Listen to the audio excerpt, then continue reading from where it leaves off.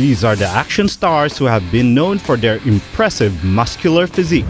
Hindi mapagkakaila na pag ganitong klase ang katawan mo, it's not hard for people to notice you once you step outside your house. But more than just having a large mass of muscles to impress, bodybuilding happens to be a serious sport. Kailangan sa bodybuilder kasi tawag doon, kailangan halos lahat ng definition ng katawan mo is dapat nakalabas. Kailangan rip yung katawan mo as a bodybuilder. So hindi po pwede yung medyo mataba tayo ng konti. Ang rules po kasi ng games, halos lahat naman po kasi kami pare-parehas ng ginagawa regarding about diet, tawag doon, workout.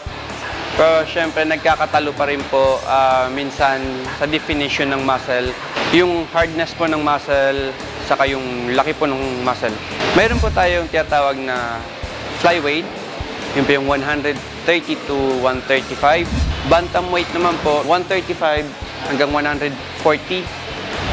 So meron tayong tinatawag na open, yung po yung mga malalaki talaga, like 100 plus. Mga 200 pounds, sila po yung mga open natin. Tapos meron naman tayong tinatawag na middle. Tawag doon. So, ibig sabihin, sila yung mga nasa 150 pataas din. Clearly, it's hard to build or maintain such a hard and enormous size that one has to go beyond legal means to achieve this. Sa dieta naman po, doon nagkakatalo din minsan pagdating sa pagkain. So, para maabot nyo po yung magandang hugis ng katawan, pagtitisan yung pagkain na siyempre medyo walang lasa ng konti.